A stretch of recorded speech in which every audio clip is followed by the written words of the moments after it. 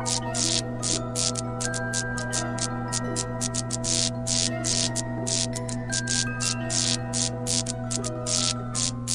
yes, guys, welcome back to another episode of the Ghostoul Podcast. I am interviewing the best guests. We had awesome guests in the past. We've got loads coming up. And today is no exception. We have two ladies from Cornwall who are changing the game down in that area of the country. We have Gem and Karin from Jamaica Inn Paranormal. Hi. Woo. Hi. Hello. Hi, Miki. Thanks for having us. That's all right. Thank you for saying yes. Oh, it's an honour, believe you me. So how have you both been? Are you well? Yeah, good. I'm on my summer holidays because my other job is I'm a teaching assistant, so I have the lovely summer holidays off. So Lucky you. I know, and we don't return to the inn until September, do we, Karin? Yes. And I work for an accountant in the creative industry, so it makes it absolutely fascinating. And I can say our clients are used to my Bristolian ways now after 5 years. That's awesome. I love it. So for the people listening or watching that don't know who you guys are, if you'd like to just give a little rundown of who you are and what you do, that'd be awesome. Gem, you go first. Oh, we're too polite, aren't we, at the minute? After you.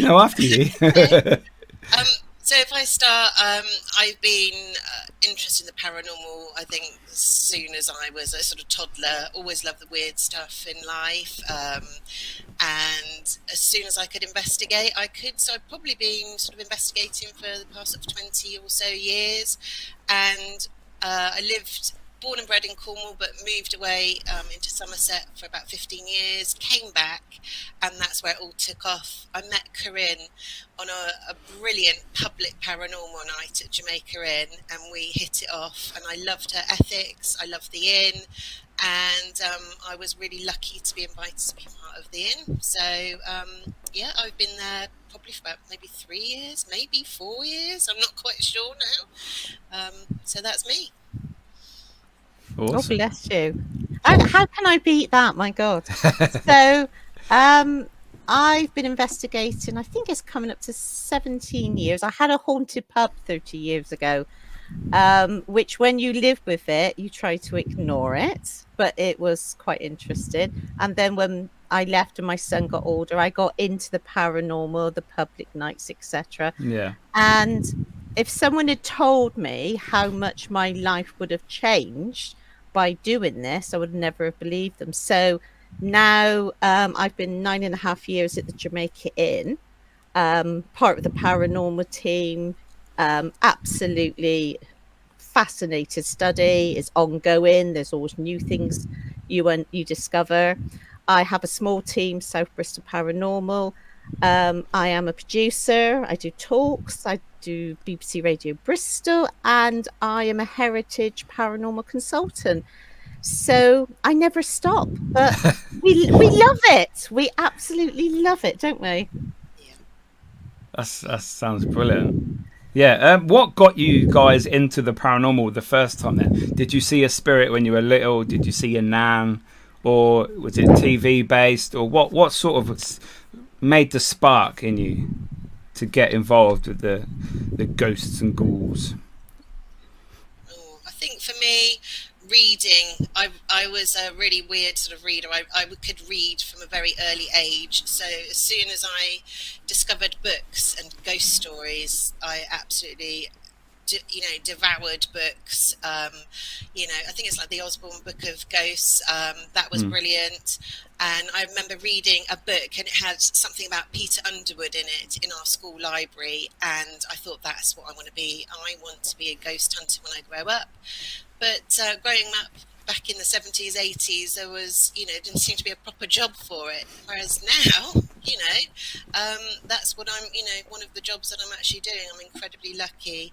But I always felt, I'm not a medium or anything like that, but I feel like I sort of can pick up on energies. Yeah. You know, whether that's I don't understand. I don't understand it. In fact, the longer I've done this, the more sort of questions I have. I don't know what a ghost is. I don't know where they come from. I don't always think it's somebody who's dead and passed over.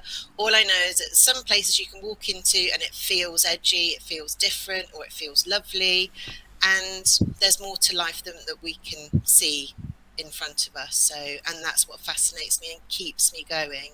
So that's about it, really. Well, for me, I must admit, I have a memory as a child of reading a book of ghost stories under the covers with a torch on. And when we had our first dog, when I was 15, some weird things did happen in our house. Now, this was a new build. It's the same age as me, built on farmland. So there's no history of previous occupants. And I remember someone walking up the stairs but never getting to the top, and our dog at the end of my bed growling at something on the ceiling, and I mean with the shackles up, proper throat growl. Yeah. But no one talked about it in those days, so you didn't go to anyone, you know. And I remember my father, who was a terrible prankster, far worse than I am, when we used to come home from Weymouth, myself and all my cousins of the same generation, there's a house, and he used to call it the haunted house, and it scared the bejeebers out of me. Even now, when I drive past it, it's an old people's home, it still gives me the shudders. Totally irrational, but that's what the power of a ghost story can do. Yeah, I think it's interesting, like you say, and going back to what you said, Karin, that, you know, in those days, people never used to talk about it. And I remember my mother saying to me, I would talk about something, or there's something moving in my wardrobe. It was probably nothing at all. You know, I had quite a big imagination. If you keep talking like that, you will end up going to Bodmin. And so Bodmin used to have a place called St Lawrence's, an asylum. So she was basically saying, you're going to end up there. If you keep talking about ghosts and trying to research ghosts and read about ghosts, you're going to end up there. And I did end up in Bodmin for a while, but the jail. In Bristol, we used to say you'll end up in Barrygurney, which was our local asylum. You know, and that was a saying that all Bristolians said, well, if you carry on acting like that, you'll end up in Barrygurney, you know? Yeah, we have that at my way, St Crispin's mental asylum. Yeah, they say, oh, if you carry on, you'll be at Crispin's. Like, she was that mental, she ended up at Crispin's, you know. Yeah, it's crazy how we have the same sort of stories told to us by older generations in different parts of the country, but with the same meaning. Exactly, and it's to keep you in line as well, isn't it? It worked. No, not with me. You did it more. No, I was little brats as a child. I don't believe that. Yeah. So are you both believers in the afterlife, or are you still skeptics, or what? Where do you sit? Yeah. I don't know. I think I believe in energy, and I don't know where the energy goes. I was brought up Christian, had to go to church, it was rammed down my throat, had to go to scripture union, had to read the Bible, all those kinds of things. I don't feel like that anymore. And, you know, so I don't know. I just believe there's some kind of energy. It goes somewhere. I don't believe that energy can be extinguished, but I don't understand. And that's by doing this wonderful sort of, you know, vacation and exploring, I've got more questions than answers. I don't know. Weird stuff happens and I can't explain it. And then you keep going because you want to find out, why did that happen? Yeah. I've heard disembodied voices knowing there's nobody there, but I've heard what sounds like a human voice. And it just, you know, it's unexplainable. So I don't know. Like I said before, I wouldn't assume that a ghost is necessarily the soul of a dead person. Yeah, but I don't know what it is. That was what I would say. On the fence. For now. I think for me, I went in as a full believer, and I believed in dust particles. And I look back now and I cringe. Absolutely cringe. There's an orb. Take photo. Oh my There's a God. flash on. Everything was a ghost, wasn't the building settling down. And if it wasn't for a very nice young man who's young enough to be my son, Mr. Kev Kerr himself, who I contacted one day, and I bet he's regretted it ever since. And he said to me, right, hang on a sec. Have you looked at these alternatives? And what I liked was, there was him and there was some other people. They didn't say, this is what you have to believe. They said, look at the whole picture. And it taught me that, look at spiritualism, look at the science. You'll find your niche, but be rational and most of all, debunk. Yeah. So now I will say I'm a skeptic, but a skeptic is not a disbeliever. For me, I can see a ghost walk past, and I still have lots of things happen, but instead of the Scooby-Doo moment, I just say, oh, that's interesting. What do you say? I just saw a shadow figure. So your reaction has changed so much. But again, as Gemma said, the more we go into different types of investigation, we've changed how we investigated. We try to talk as if not at, but with. Mm-hmm. And again, we don't know if they're dead people. So we're doing an amazing experiment at the Jamaica Inn at the moment, and that's using different languages to speak to people. Wow. I think it's always good to try new techniques, new ideas, just because everyone does the same thing. Is there anybody there? Talking to the spirit box, make a noise, bang the door, So I think people that are progressing the paranormal are guys like you that are trying new techniques, new ideas to see if they get different results. And I think that's what we need. And it's working because Gemma seems to be having a woman's voice talk to her more and more. Do you want to just elaborate on that, Gem? So I can't remember when it was now. It was a few months back now, and I mean you've been there, Miki. You've got the upstairs, the 4 so-called haunted bedrooms. There's 4 rooms. And, Jamaica Inn, yeah, Jamaica Inn, and we separate the public group into 2 teams, Group A and B. We took Group A up. Absolutely nothing happened. We used lots of different equipment, lots of different techniques in each area. And it was very, very quiet. And that's how it is. We're very honest about that. We don't make anything up. And we go downstairs, have a break, got the Group B up. Again, nothing happens. It's like, oh, this is, tricky. But again, we don't make anything up. Now, I got all the keys out of the doors, walking down the haunted corridor to the stairs. The last lady was walking down the stairs, and I heard this female voice come from my left, from down the corridor, and she said, "Yeah, I'm down the end," in a Cornish accent, really loud, really clear, unmistakable. And I turn, there's nobody there. And then that realisation, I've got all the keys in my hands. The last lady's walking down the stairs, so I shout to her, just saying, "Did you hear that? You didn't shout up," even knowing that it came from my left-hand side. Yeah. And it makes you think, I've had all of those people up there investigating, really trying hard, lovely group of people, nothing. And whoever this is, waits until everyone's gone, and then it's just me. And of course, then, you go downstairs and say, well, I've had this experience, it's a personal experience. And, I know what I heard, but none of the guests heard it at all.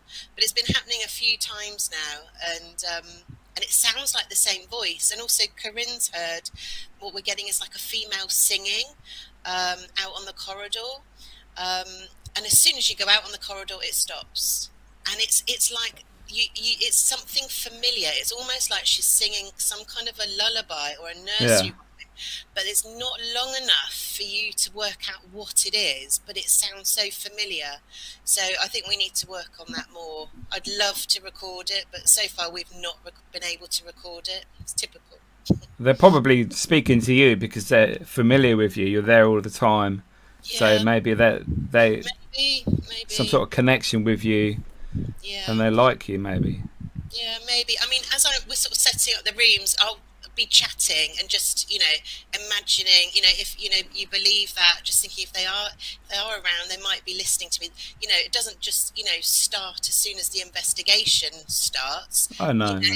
And that's what I said when I used to work at the jail. It was like, we'd have the talk as you walk around, and you think, but you need to be aware now, not like right now we're investigating, because you might spot something and then that might be it all night. So always be aware. You never know. Definitely. Yeah. But just going back to the Jamaica Inn, obviously how it all started. So Gem, you obviously got into it from going on a ghost hunt there. Yeah. Back in the day. So Karin, how did you get involved with starting there? Well, a man called Alan Jackson had bought the inn, and there was a lovely lady called Amanda who was setting up their own team. He wanted his own paranormal team, even though event companies then could still hire it, etc. So I was speaking to her and she said, oh, why don't you come down? And I said, well, I'd love to. I said, can I bring my friend with me? She said, yeah, by all means. And that's how it came about. And then she left, and I left for a short time with my friend, and we came back, and we've been there all this time. But for me, it's the love of the history, the study. I never say it's the most haunted place, because how can you put a label on that? Because you can go there and experience nothing. But I love the way it does subtle things.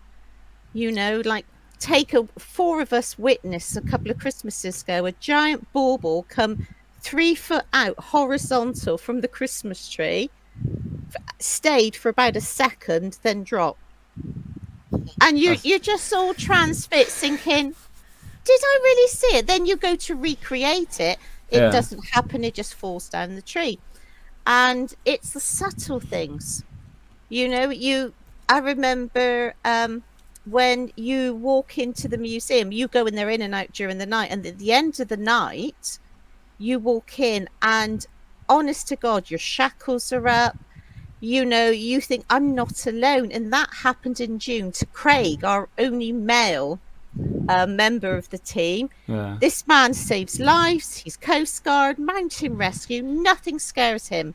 We were all in the main bar, or the guests.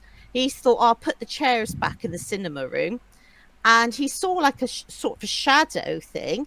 And then I think it's left here. He had the classic, which made him jump out of his skin. Now, to me, it's not being horrible. It's pranking. It's, to me, why can't ghosts have a sense of humour? I think people mistake humour to, it's got to be evil. But you imagine if they are a human, same as me, if I was dead and I'm seeing these people, I would be winding them up left, right and centre. Yeah, definitely. That's my personality. And I would have great fun doing it, especially when inappropriate things like on the toilet or in the bathroom. I love toilet humour. Yeah. So watch out. Yeah. If I die, if you die, I'm not visiting the inn anymore. Just in case.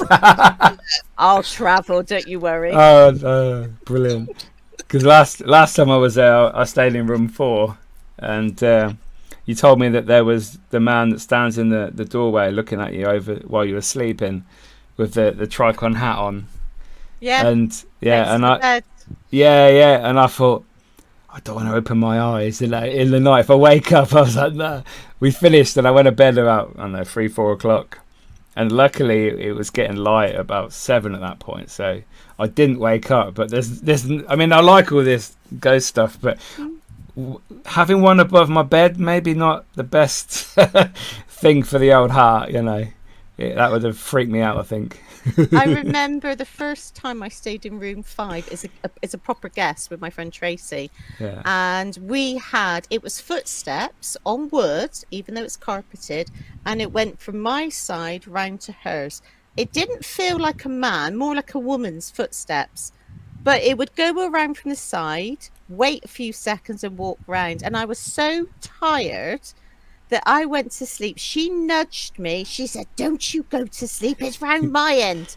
And I remember saying, "Oh, I'll talk to it in the morning." I'm tired. I'm going to bed. Leave me alone. It wasn't threatening or anything. But No. what I didn't know then, that's been reported before and since. So by cataloguing all this data, interviewing people, you build up a realistic haunting of the Jamaica Inn, not the made up Hannah in room 5 and things like that. Yeah, it must be amazing to work there all the time. I mean, it's Really lucky. such an awesome place. The history, it's iconic in Cornwall. And every time I go to Cornwall, I stop there on the way down. It's just, and the fact that you ghost hunt there all the time, that must be an amazing experience. Well, I got to tell you this a second. So just this year, we know now that the date of the Jamaica Inn is different. It's 1776. Okay. And a mariner called Captain John Broad. Am I going out of sync? I think I can see myself going out of sync. Your face is, but the audio isn't. Right. So he married his second wife at Altrincham Church, the local parish church. So I thought, I'll look up, see who the vicar was. Well, it was a curate called James Benito. Benito is Italian. Yeah. He was from Cornwall. And the Church of England has a list, and it tells you where they went and became chaplains, etc. So within 2 years, he was at the court of the Prince of Wales of England. This little curate from Cornwall. So is Daphne du Maurier's book, where the vicar was the mastermind, is there some truth in that? We'll never know. It's a great story, though, isn't it? And was the Jamaica Inn, because it was built as a large dwelling house, a farm, was it a front for smuggling? I always thought it was anyway. I always thought it was a smuggler. Well, it's called the Smugglers Inn, isn't it? Yeah, but again, there's no proof. So we tried to be accurate as possible about what went on there, you know? But lots of the pubs are like that. Many of them have got that history of smuggling, but no one's fessing up. No one's going to say it happened. It's everyone was doing things on the quiet. It still happens today. Not me.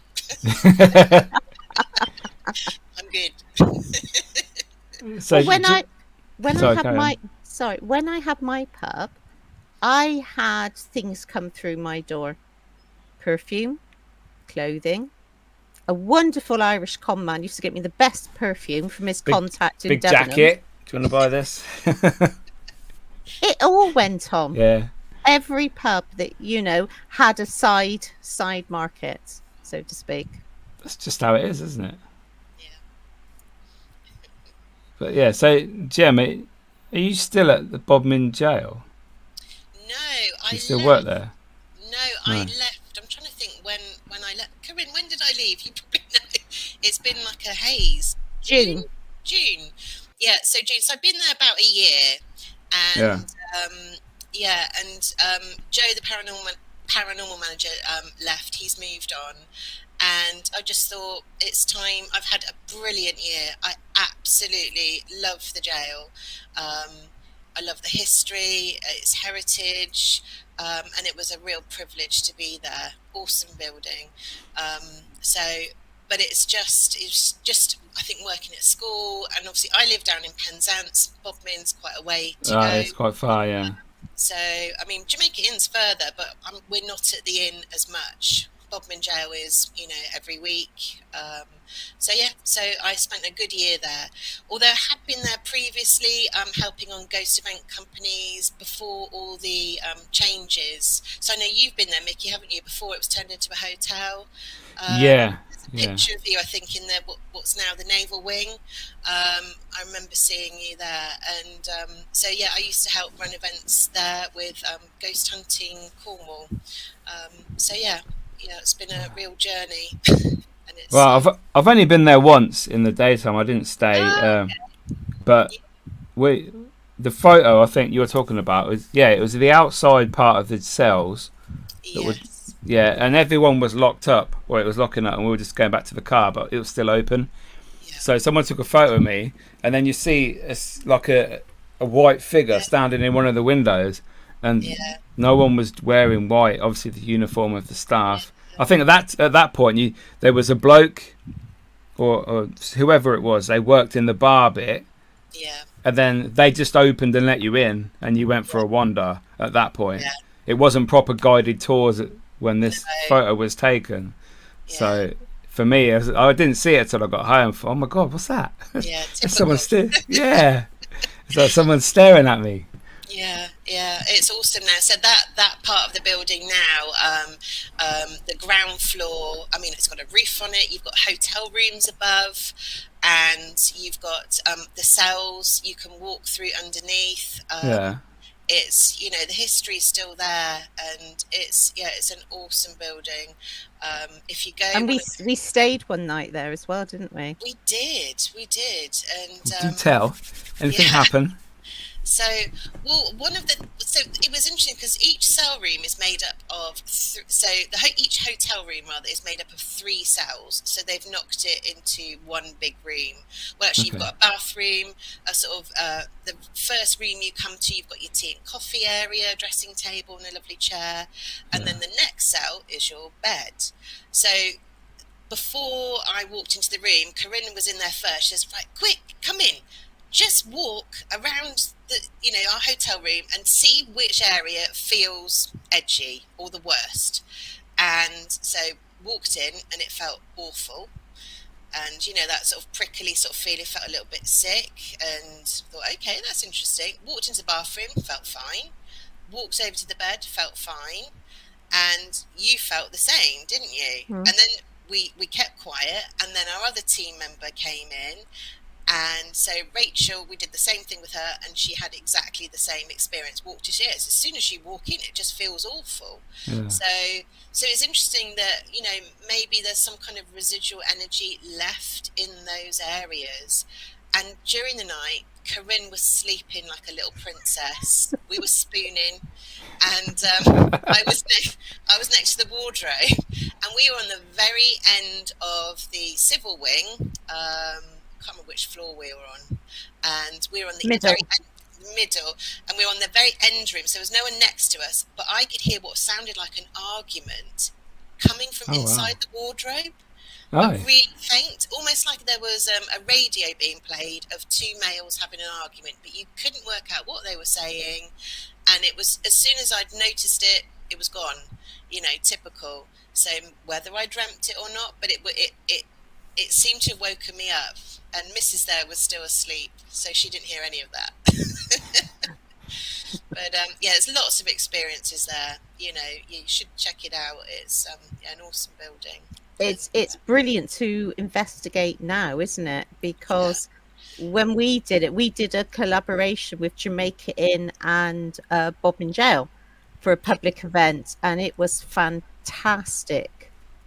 Absolutely fantastic. To see the Jamaica Inn video, the new one, up on their huge screen, and then we did a question and answer and investigation. It was a dream come true.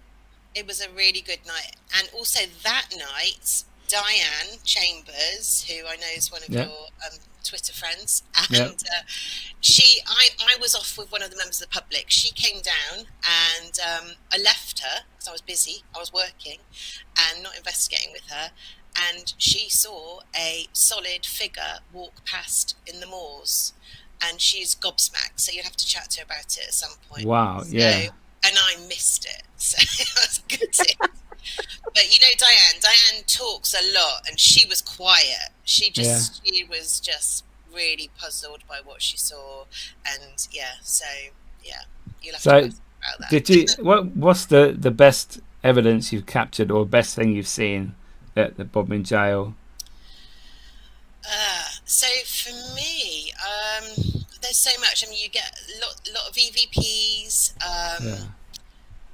Knocking in responses, I don't know, sort of like shadow, like you'll get like movement within the shadows, and then there's a really weird phenomena. I mean, it might be explainable, but it's not.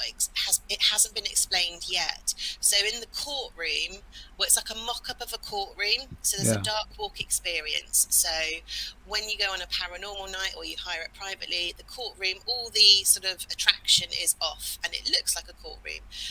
And there are lots of lights on the ceiling, and it all gets switched off. However, when you're investigating, sometimes those lights will come on and flash on their own.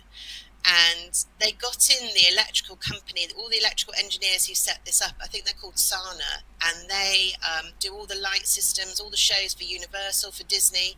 They were there for months, and they could not work out what is going on with the lights. It's an edgy place, the courtroom. So yeah, I love it. And but yeah, I think my most years ago, before all the changes, I won't spoil it for you if you haven't been, but at the end of the dark walk, near the hanging pit, there's a sort of area, and you watch a bit of a mock execution. Yeah. And before that was turned into that, it was, I think it might have been like a tea room or where they sold ice cream. And I was working on a night with Ghost Hunting Cornwall, and there was a table in the middle. All the members of the public are around the outside of the table, all holding hands. The team were in the middle.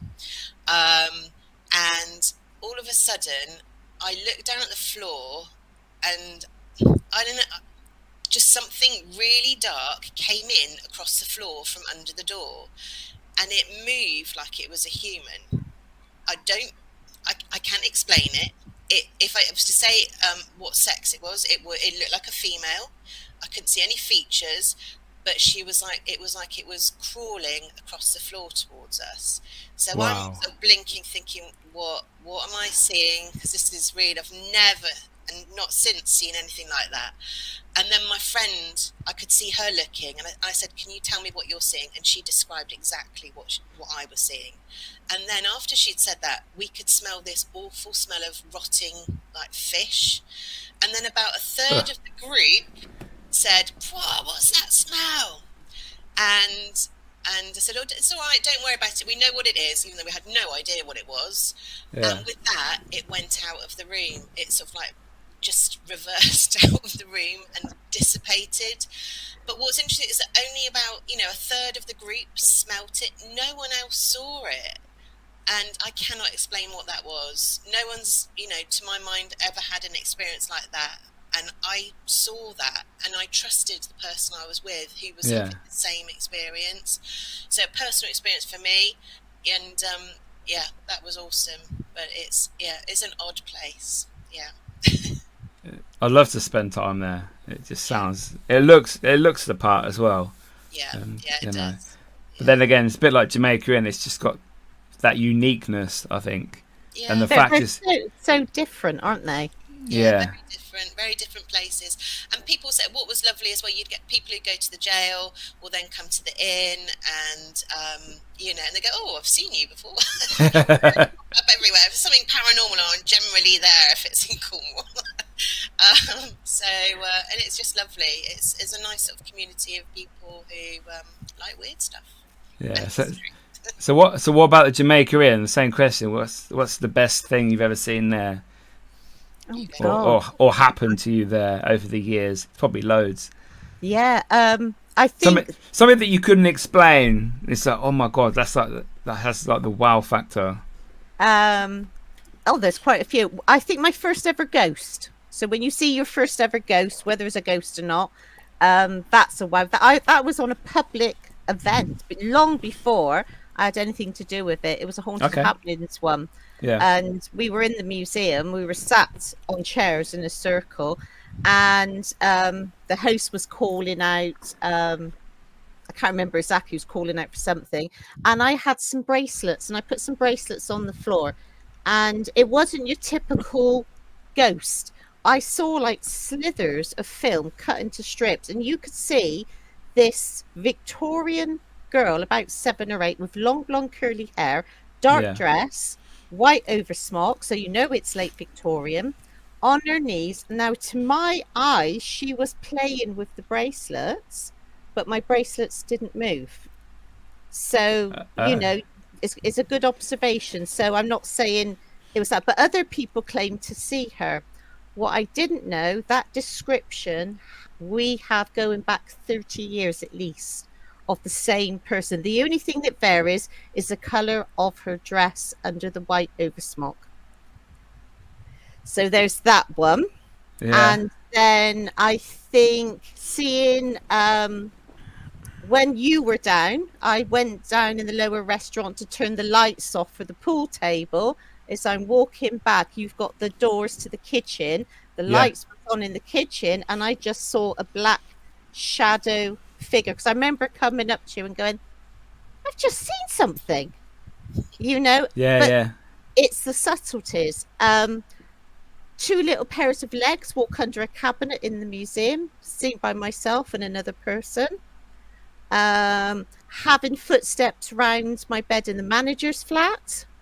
And as a true intrepid investigator, I put the quilt over my head because that saves you from everything. I remember the last time I was down, probably the same night you were talking about, in the big double swinging doors into the kitchen. I think me and you, Gem, were trying to recreate, because apparently they opened, didn't they? And we were trying to recreate the sound or the movement. Yeah. It's an odd place. We're getting different phenomena all the time as well, and I think that's a fairly recent thing.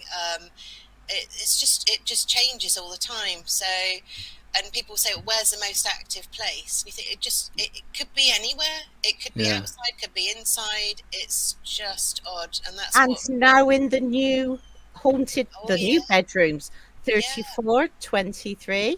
You had an experience while I was asleep again in room 34. And that's only 6 years old, that room. Yeah, heard movement in the room and the door handle go. And, and you just say, we're in the modern part of the building. So, and again, it just makes you question if these are, ghosts of the dead. Who are they? And so can they, if they walk through walls, how are they whoever this will seem to open the door. I don't know. Yeah. I just don't know.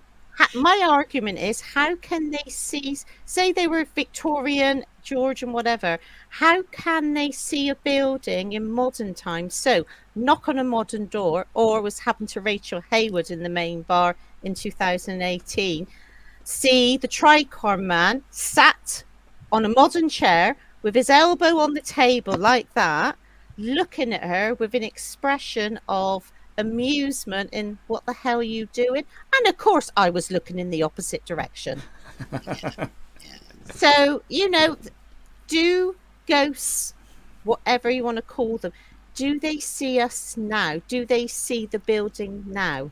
They have to if they are walking on the same level as a modern floor. Yeah, they're interacting with our surroundings. Yeah. I reckon it's on both levels, to be fair. I think they have their time, whereas when you see spirits halfway up, because the original flooring or something was on for their time.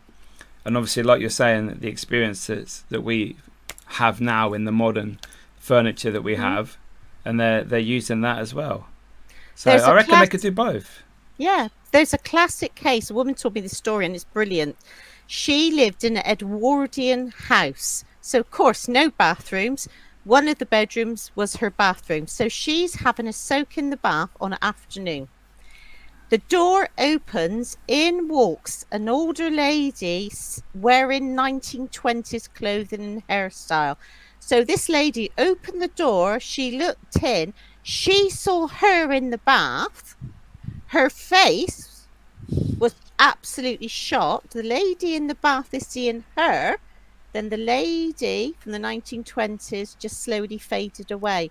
So imagine that woman in her time period had an experience. How did she explain that? From the future as well. Yeah. That's crazy. And then you've got time slips, haven't you? You think that all that comes into play, and you think it's just crazy. We're never going to understand this, but it's awesome trying to find out. Yeah, coming up with theories and examples of why things happen. Yeah. But I think Cornwall is a magical county. there are, I mean, Gemma obviously being Cornish, she knows so much about it. I'm But Cornish. are you Cornish as well? Yeah, family from Truro. Wow. Yeah. So, do you know about Pengenna Manor and St Benet's Abbey? To be fair, I don't know much about the hauntings or the places down in Cornwall, apart from those two. To be fair, Regimental Museum. Sorry. In Cornwall. Where? Place, the Regimental Museum in Cornwall. That place is awesome. Oh, we'd have to take him on a tour. Gem. Yeah, that'd be awesome. But yeah, we've got some lovely places. And then if you remember, when you came down, I sent you off to Davidstone Moor. Yes. The airfield. That was freaky. That was, and we got lost. We didn't know where the hell we were going. It was pitch black. Yeah. Trying to drive across the old runway. Ended up finding some sheep who scared the shit out of us. They were jumping everywhere. Yeah. It was very eventful that night. So thank you. I looked it. Yeah, I did warn you about the sheep. So, I know. but yeah, that's an awesome place. But down the road from there, you've got the Cornwall at War Museum, and run by a lady called Bev. So they're all on Facebook. So it's a brilliant place, and Bev is really knowledgeable. I've not seen Bev in a long time, but she runs any paranormal events there, and it's really affordable. Nice. And she's a military person herself, so really knowledgeable about the history. And you've got lots of artifacts from all over the world, and Cornish artifacts to do with the military and the air base that was there. So it's definitely worth seeing, and active. They've got an officers' mess there, and there was one night I was there with, because I used to be a member of lots of different paranormal teams as well, and so I was there with one of the teams I was on at the time, and we set up all our equipment, had the REM pods all down the corridor and all the flashy lights, love it. And I thought, let's just play the air raid siren and see if that provokes a response. And with that, we heard, it sounded like rushing footsteps go down the corridor. All the equipment went off, which I'm really skeptical about. However, it all went off. Wow. And you just had this really odd vibe in the building, and then nothing else happened all night. So I just wonder, they were all in hiding, probably all gone off to the shelter. So we actually went over there, and there was a bit of a vibe in the shelter. But it's an awesome place. Sort of shadow figures, great for EVP, disembodied voices. It's a little known gem down here, but I don't think I've seen many sort of YouTubers go there yet. And in some ways, it should be seen. And it's like I say, Bev's knowledge and the history of that location is really important to Cornwall. So definitely, and it's connected to the Jamaica Inn as well. Yeah, lots. And all lots roads lead to all these places. We're all connected. All connected. And that's it. There's stories from there that link with the inn, stories in the jail that link with the inn. I mean, it's just fascinating. So, but yeah, that's an awesome place. And then Pengenna, spooky lights. So I use my TV for my light, and an advert's come on YouTube. It's time. Sorry, carry on. So you mentioned Pengenna, didn't you, Karin? So if you want to talk a little bit about Pengenna, because you led me there as well. Yes, so Richard Blewett, his family have been there for 160 odd years. It's an 800-year-old manor house in its own valley, so no disturbance from anything. And we've been doing just about 2 or 3 public nights from just no more than 15 people, but we were investigating it for years after. And it's a beautiful small manor house. It sleeps up to about 10 people, but when you investigate it, you have to have Richard there, though he was brought up there and he's never experienced anything. He's used to all the weird sounds. He seems to be the catalyst. If he's there, things happen. It's like, because he's the familiar face of Pengenna, it seems to encourage whatever. whatever's there, but it is for the history. Again, you know, it is so pretty. And then just outside Bodmin, you've got St Benet's Abbey, run by a lovely chap called Rick and his wife.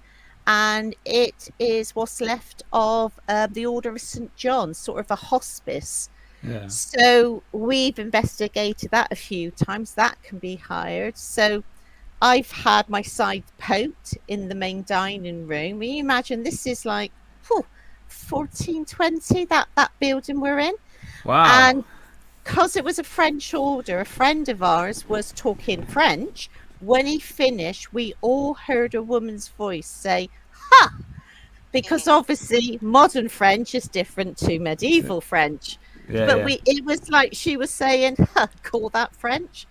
You know, but Launceston, the old capital of Cornwall, Launceston Town Hall, out the back, they still have their Victorian morgue table.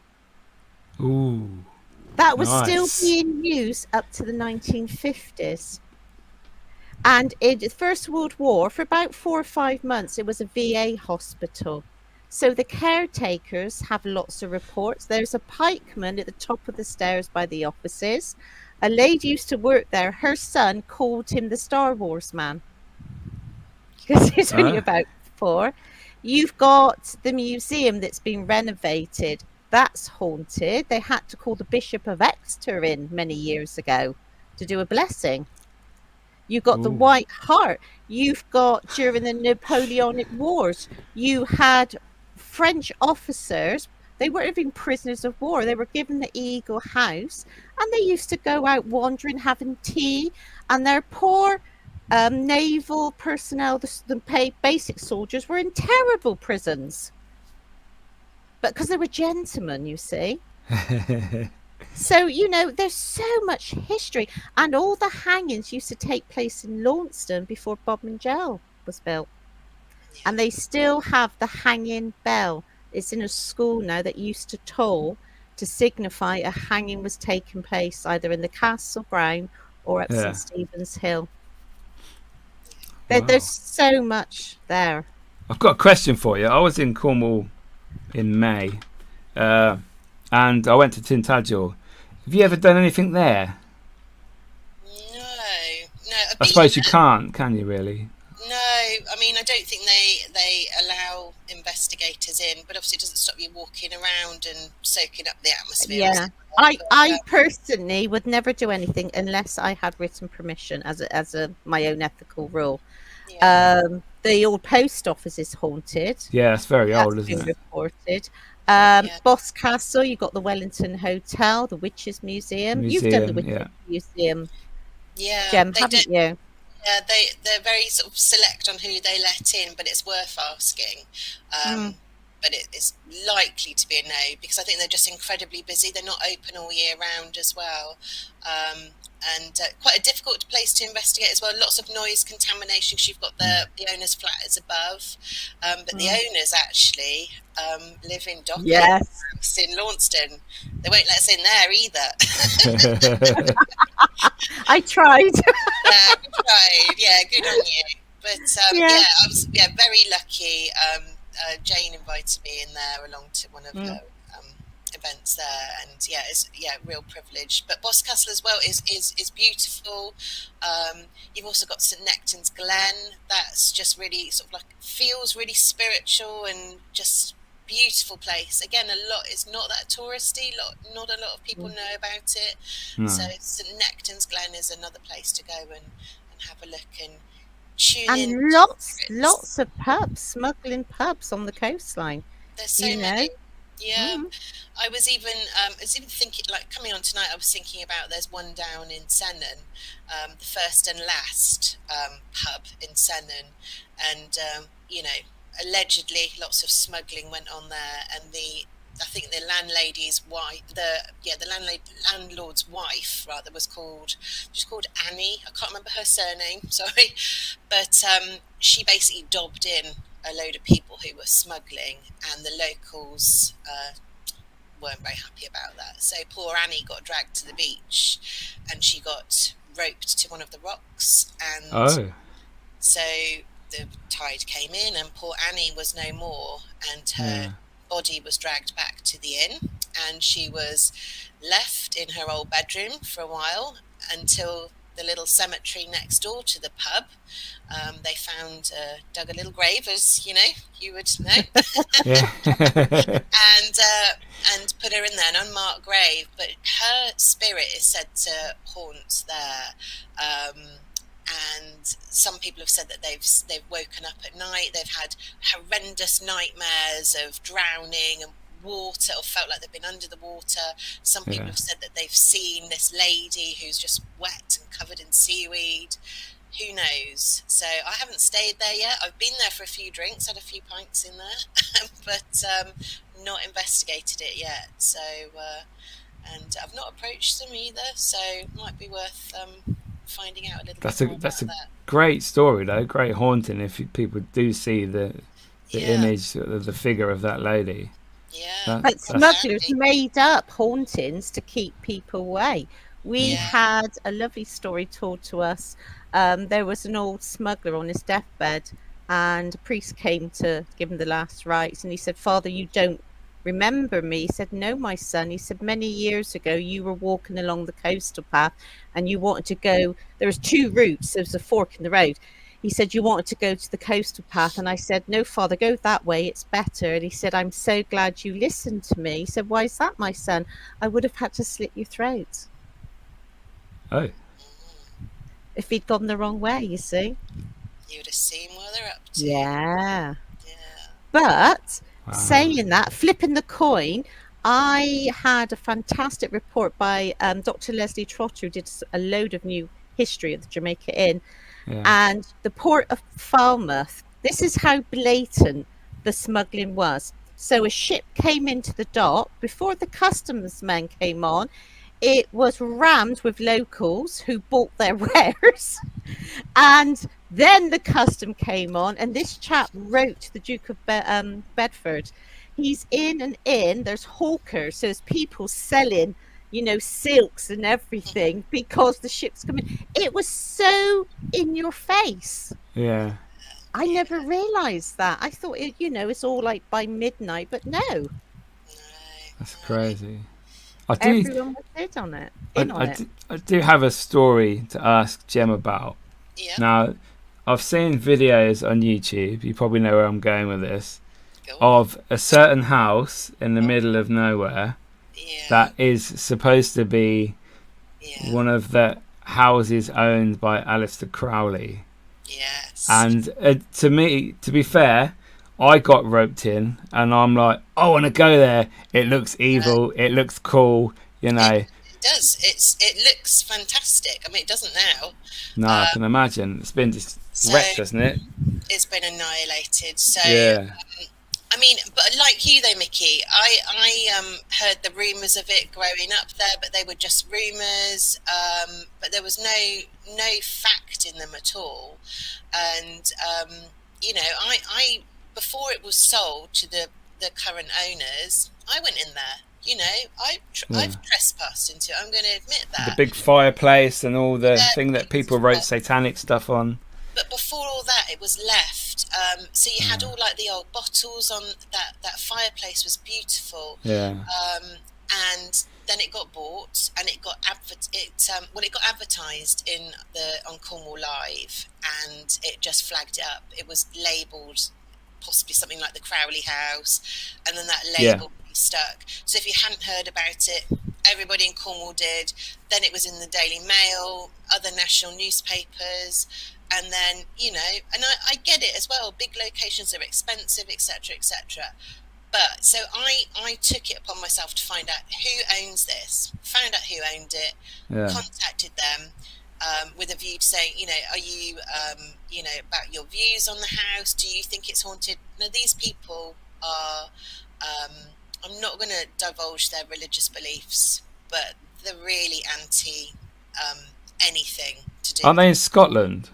They're in Scotland. Scotland, yeah. So, but they're Cornish family, Okay. Really extremely wealthy, powerful family, but Cornish, and they bought the house for their daughter to live in. She's a wonderful artist, makes beautiful jewellery as well, and but they've got plans for this house for their daughter, and it is wonderful. The site that it's in sits in like an ancient landscape.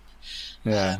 I'm a Caspian site monitor for some of the ancient sites up there. There's a couple of burial quoits, and there's an ancient settlement called Sperris Settlement.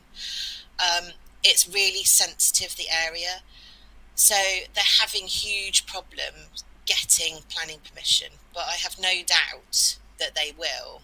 So it's such a lengthy process. Yeah. So I think they've obtained a certificate of lawfulness to say that the cottage was never abandoned. So that's the first step. Now they've got these plans, quite grand plans, which have caused a bit of furore locally because of what they want to do to it. They want to make it a bit bigger than it is now. Yeah. So let's just see where it's going to go.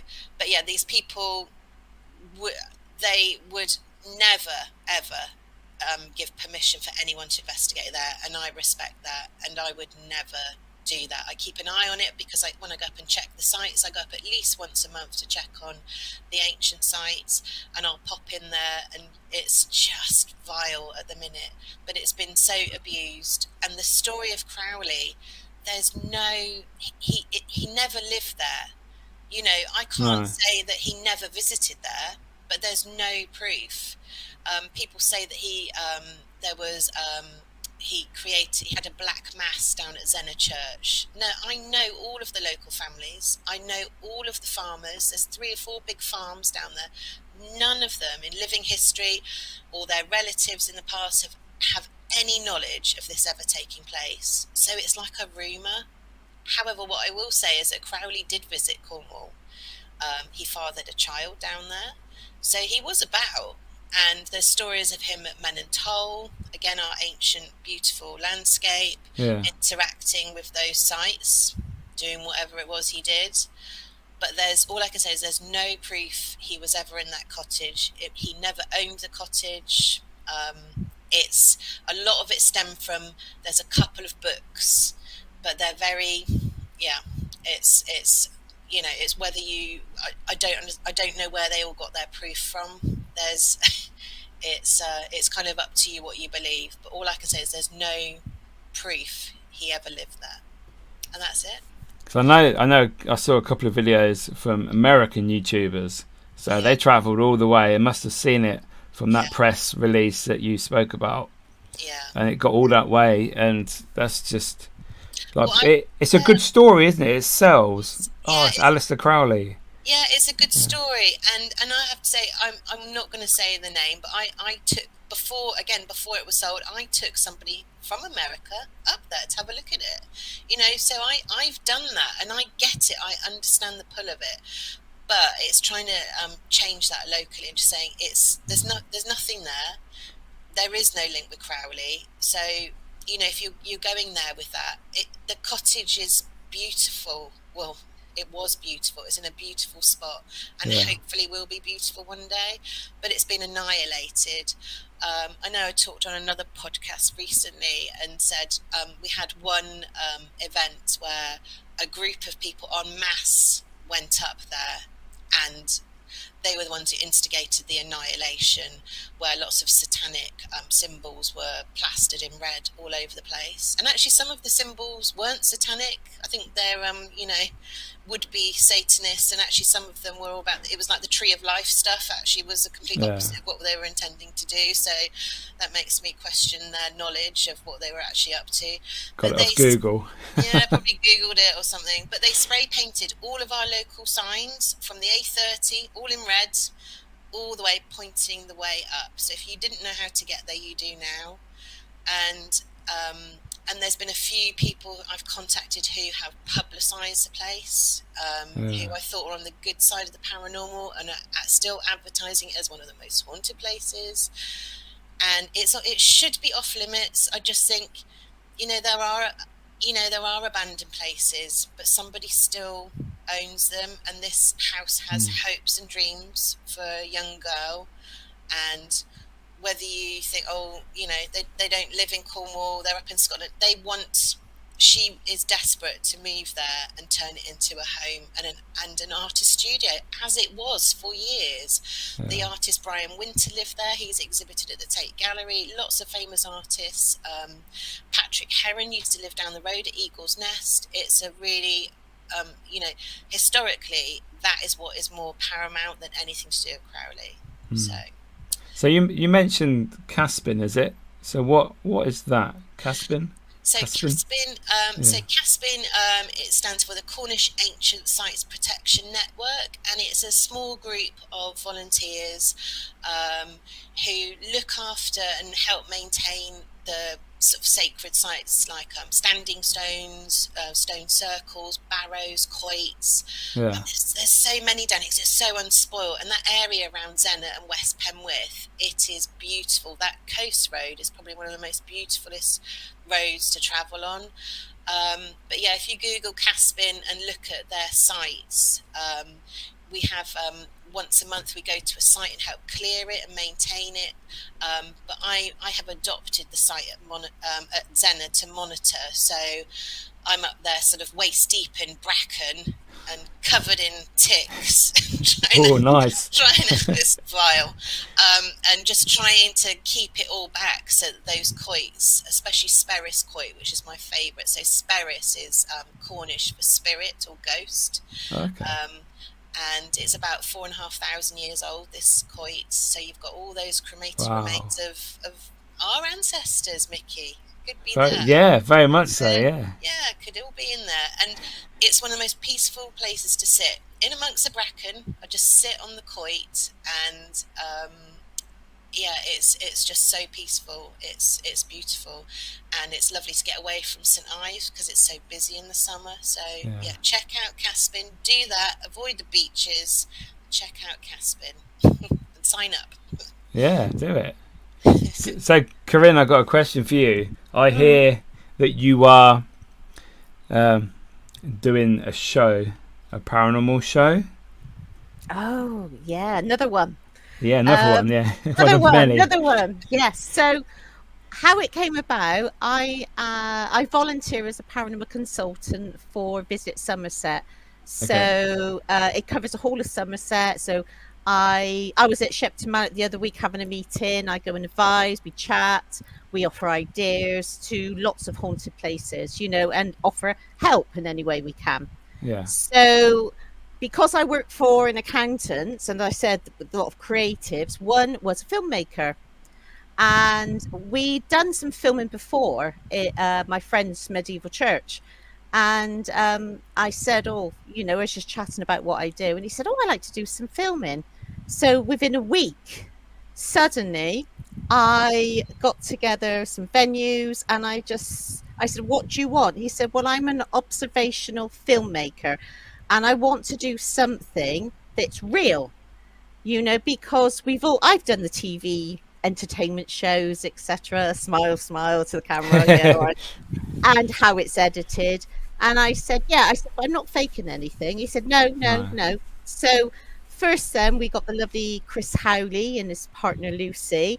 And in Frome, there is a fantastic place called Bath Theatrical Costume Hire.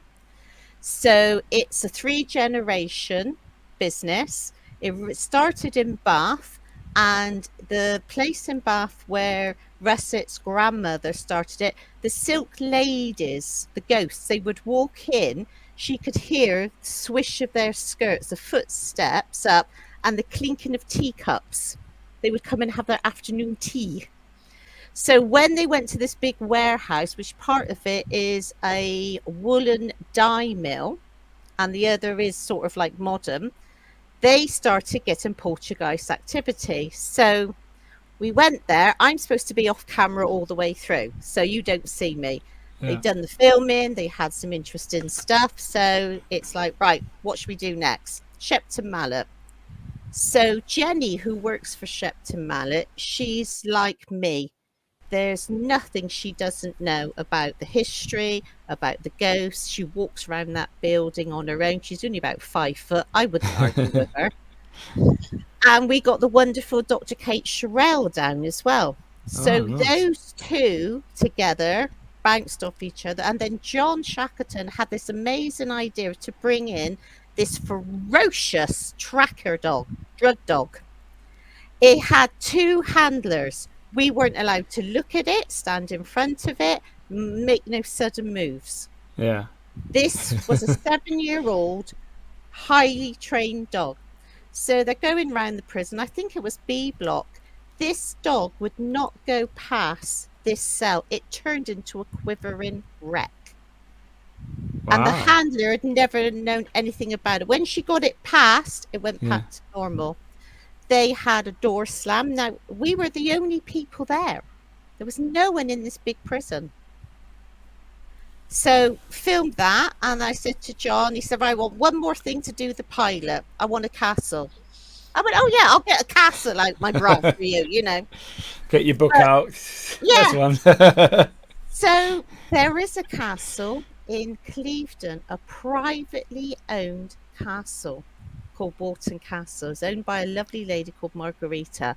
Now, I had been there secretly before. So I said to him, I said, I think you better ring her rather than me. So he rang. Within a week, we're there. So this time we thought, who can we get? So we got Kev, his friend John, Craig, and then I suggested Rachel Hayward and Kim Morgan. I said, when they're together, things happen. Yeah. And we were supposed to do this amazing UFO experiment called the C5, but it rained. So they split into groups, and that was the time John said, right, you can go in front of the camera. And I said, well, are you sure? I'm going to break it. So I joined with them. And then not a lot was happening, a few interesting bits. And then I said, oh, let's go and do a seance in Turret 8. And Kev did the, oh, like Kevin Perry. Oh. So we went in, we moved the table because they wanted the framework of this lovely picture. And the camera crew had no prior knowledge we were going to be there. So they had us in a semicircle. We're all mic'd up. Craig gassed out, nothing. Kev started, and he had the most fantastic experience of his life. Intelligent tapping for a good 20 minutes. Oh, wow. And when things like that start, you forget about the cameras because you're trying to go through the debunking, the understanding. And at one point, Kev said, I don't know what to say. But it only liked his voice. You know, Craig was lifting up the tablecloth. Nothing. It was amazing. And afterwards, Kev had the footage sent to look at the waveform. It wasn't real tapping. Oh. So we've got it all edited. It's all ready. We've got some people interested. We're hoping to get a commission. Then we'll do another 6 episodes around the rest of Somerset, and then hopefully go to county to county. That'd be great. Yes. But it's different because it's real investigators. Yeah. It's real people connected with these places. But we're trying really different experiments. And we've got a few more. I can't say we got some amazing ones ready if we get this commission. And it's about 80% certain we've got the commission now. So. Oh, that's amazing. It's so hard to get anything done nowadays. So you've done really well to get that far. The industry is terrible to get anything done. I hear it from our clients. But John Shackleton is amazing. There's a place in Bath we're waiting to go in. It is wow. But this is the joy of doing this consultancy for Visit Somerset. You get to hear of these wonderful places. And you get your contacts as well. Yeah, and I chat to loads of people, hence why no one gave me their telephone number. But it's an honor, you know. When John said to me, you're a producer, you're a full producer, and he gave me the credit, I was honored that because I don't have that background. I'm good at getting things done because I'm half Yeah. German, and you know me. Someone says no, I ignore them. Yep. But yeah, and then if we get others, then we want more people like yourselves as we go round The counties where people country. live, yeah. Yes. Yeah, That's a great concept as well. That's not really been done either. different people. It keeps it fresh. Different, and also it's like Kate Ray. I saw her talk at the Parameet. Yeah. I got her, and I'm like, wow. About her gnomes. Yeah. The Yeah. notes. Normally, I would have dismissed it, but her talk was so good. Yeah, I heard about that. And it's opened up different possibilities. And Somerset is a magical county. Glastonbury. Yeah. Yeah. Yeah, well, the spiritual side of this lovely country. And that's why the Americans love our country. We have so much heritage and ghostly history. Yeah. You can't beat it. Well, some of our places are older than America anyway, aren't they? Some of the Exactly. locations, so Not as old as my mother, but there you go. So what's been the proudest moment of your paranormal career, we'll call it, since you've been doing the paranormal side anyway, spiritual side? What's the proudest thing for yourselves that you've achieved or have helped somebody or something like that? For me, I am terrible in the background for promoting people. So someone, it's like in my handbag, I'll have 5 or 6 different business cards. So I'm like Dolly from the film, Hello, Dolly. You want that? I know someone who can do that. Here you go. It's exactly because people have been so kind to me. It's nice to do it back. I remember our lovely Kate, when they were looking for someone to do the Jack Osborne show. She had to hire a place and get the film crew down. So she asked myself and Lisa to go in. So we were her minions, but she got it off her own merit. She was so amazing, and she still is in front of a camera. You tell her something once, she'll repeat it as if she's known it for years. I couldn't do that. And she looks amazing on camera. Look at this, God. Don't be sick. But, for me, with my background, I think the proudest thing is when we did Ghostly Footsteps with Guy Gilbert, we had a premiere at my friend's studio, and I had my mother there, who's now 96, and she sat there totally oblivious to what was going on. Because I haven't gone to university, far as she's concerned, I've never achieved anything. So I'm saying to her, look, I've done all this. And she goes, but you have no education. How can you do that? So it always brings you back down to earth. Yeah, humbles you, yeah. And lastly, the best thing is the friendships. Oh, yeah, definitely. Friendships that have been long lasting all these years. And also, when someone's down, we all take in turns to bring the other person up and vice versa. Yeah.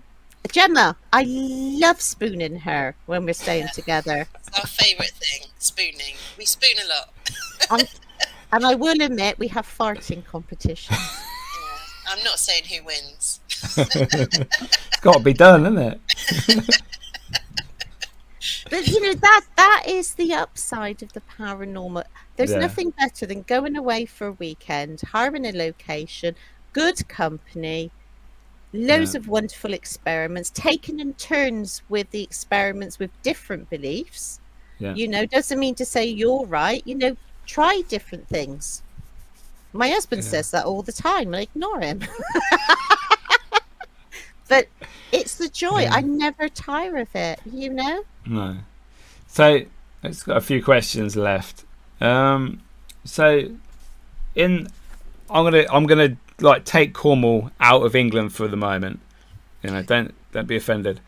So within my area, up and down, like north to south, there is very much like a paranormal divide within teams. There's certain, people. Do you guys feel it down your way in Cornwall? And do you have, like, I don't know, jealousy in your local area?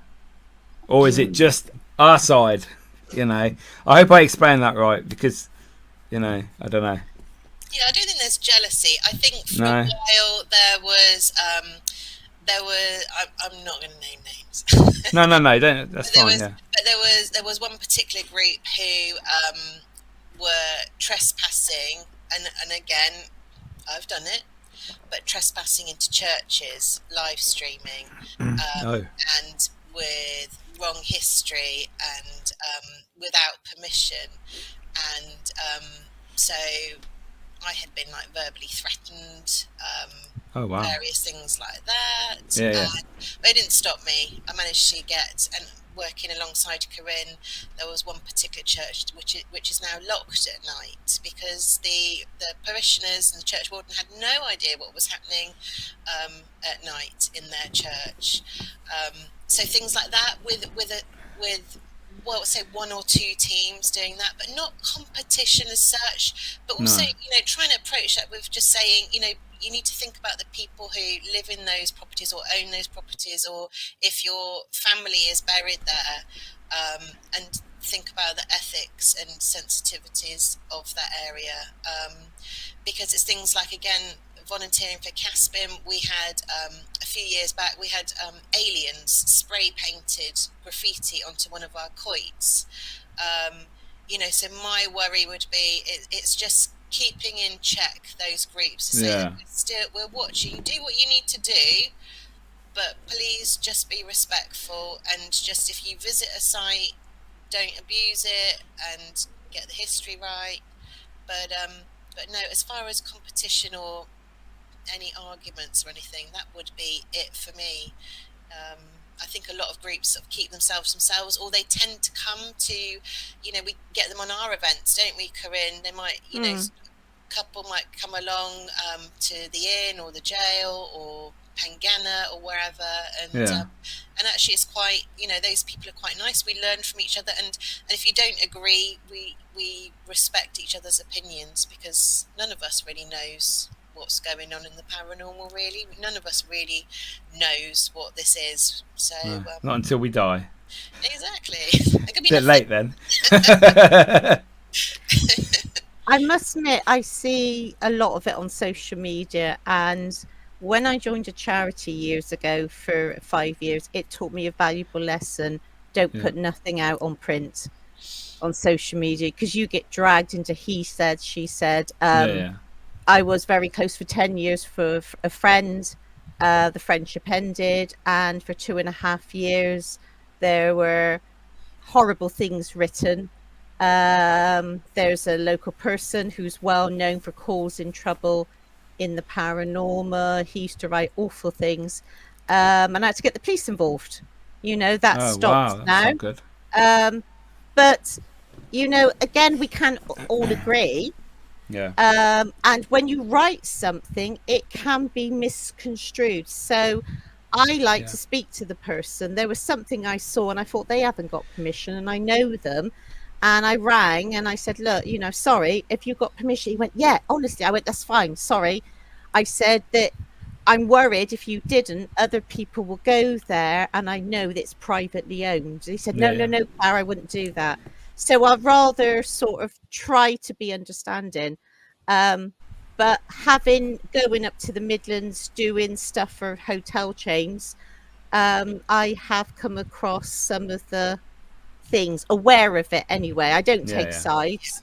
No. But unfortunately, I thought, you think there's that horrible underbelly of the paranormal.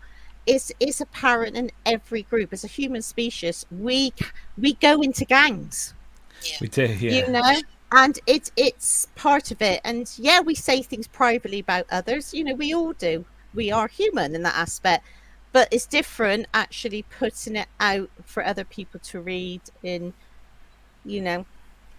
It's Yeah. like you say, I don't understand YouTubers. When you first came down, when you were with the group, with other ones, it's a new education for me.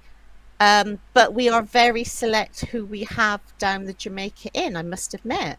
That's good You though. know, I check them out, and I'm really strict about the clickbait titles and things like that. You know, respect the venue. It's not that sort of venue. Some venues don't mind. That's fine.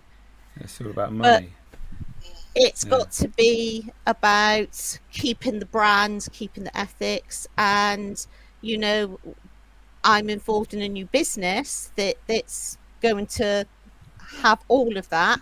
But also we still work for free for charity, because you've got to give something back. We're Of course so you have, yeah. lucky. You know, hire in a castle to stay.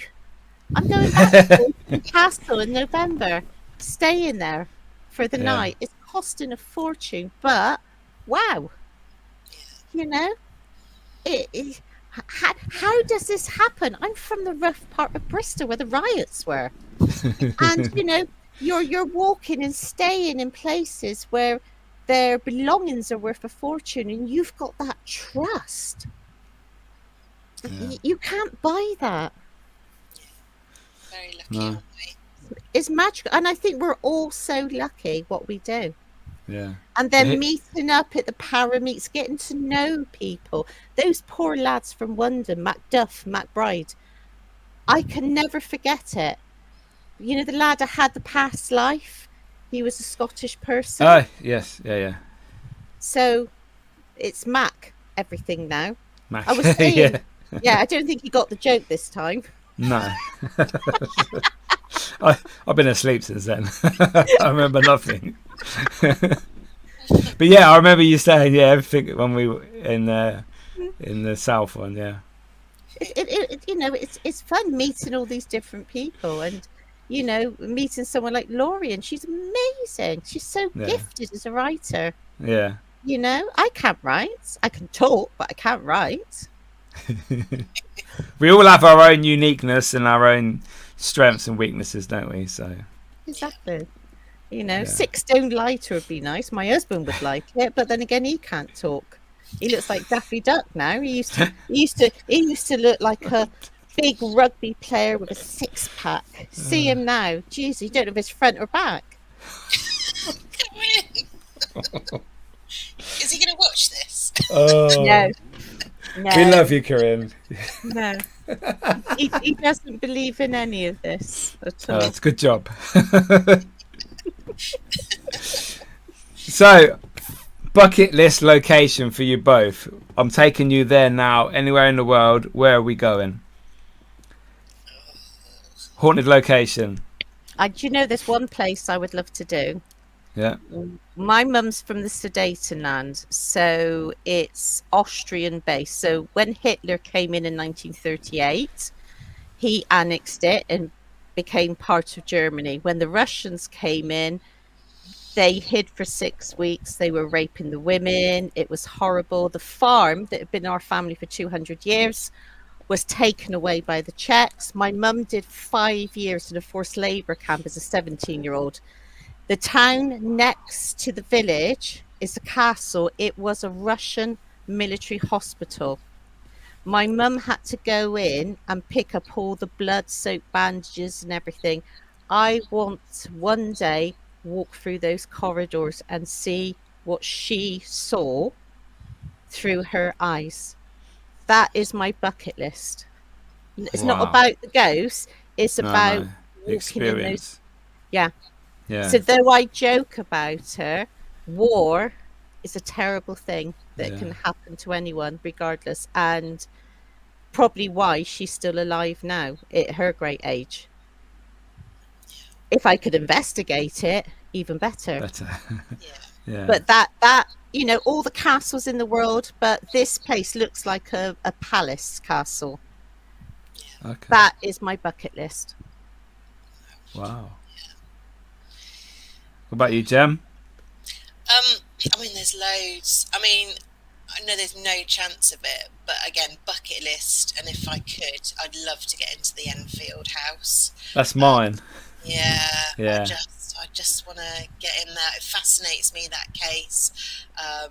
Not sure all of it was real, but I think there was definitely something going on, and just to be in that location would be pretty awesome. So Enfield for me. I love a poltergeist case, and I lived with one another. That's a story for another day. But I lived in my own home we had awful poltergeist activity, and I never investigated it. But so it's quite interesting to hear other people's cases and how that evolved and ended. Did it end?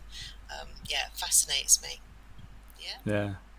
Maybe someone will buy it one day and open it up like East Drive or the Conjuring House and just let everybody in. But then it's the history and the uniqueness will be gone then. I know. Because at the moment, no one's been in there. I know. Not to investigate anyway. Yeah, imagine being the first person to get in there, and that would be it, wouldn't it? If I get it, I'll bring you. The Holy Grail, yeah. We'll go, Miki. Yeah. So my last question for you lovely ladies, if you could get rid of one thing in the paranormal, what would it be? It's gone forever. It could be anything: equipment, location, people, attitudes, whatever you think, what annoys you, what you think, wish that would end, or for me, telling false history of a location, because they can't be asked, or the location gives out the false history. Yeah, to suit their agenda. Yeah. Mm-hmm. Yeah. And I'm gonna agree with Karin on that one. And I've seen that happen, and then in certain venues, then it becomes almost like a folklore, and then someone will come in, and then if you think about things like the Philip experiment, then are we creating some kind of energy with that persona? So none of that is real, and it just pollutes the real history, the real paranormal. So I agree with Karin. That's awesome. Thank you ladies so much for joining me on the show today. You guys, it's been such a insightful chat, and we could probably chat for hours and hours and hours, but some people need to sleep. Yes. So and Miki needs therapy now. I've always needed therapy, but over the edge. But so how can people find you guys on social media or your events? If you just like to let us know where they can find you. So we've got a Twitter page for the official Jamaica Inn Paranormal team, which I run, and then I've got my own account, Gem Treadwin, on Twitter, or X as it is now. I am on Instagram as well as Lowen Sperris. I'm not that active on there, but Happy Spirit, that means in Cornish. And then of course we've got Karin, you run, along with Lisa, don't you, run our Facebook page for the Jamaica Inn? Jamaica Inn Ghost Hunting Investigation page, So, we put all our sort of events up there as well. And I think we've sold out all our private hires for this year and possibly next year. Next year. Yeah. 2026 is the next now. When we put it out, it just went I've never known anything like it. Yeah. It just went crazy. And I think as well because we found a way, because we're investigators, we want the best way possible to investigate it. Yeah. To take away as much contamination as possible. But for myself, Karin Bazan, I'm everywhere. My phone number's on the internet. I don't even get dirty phone calls because I see a picture. So,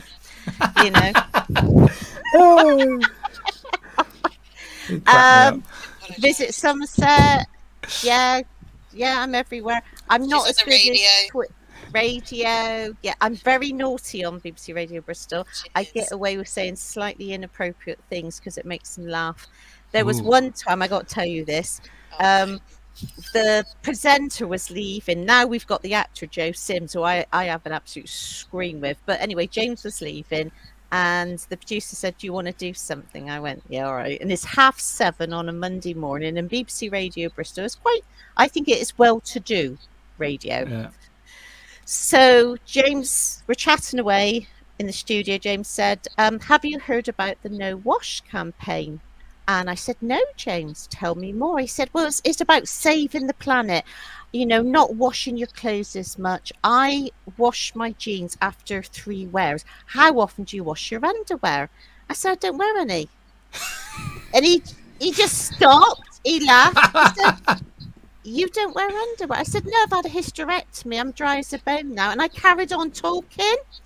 So I imagine there's this middle-class man having his breakfast going, "I say, Daphne, did you just hear what I heard on the radio?"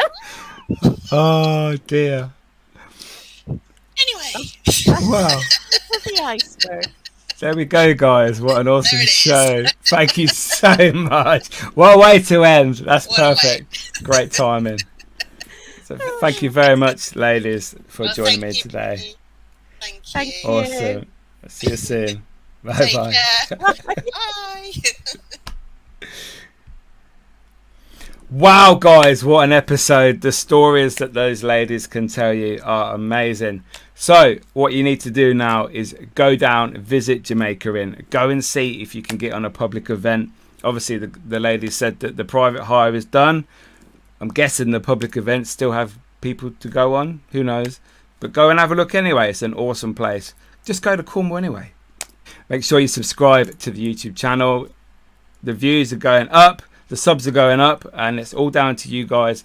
And I thank you so much. Like the Instagram page. And I'll see you guys next week with another awesome guest. See you later.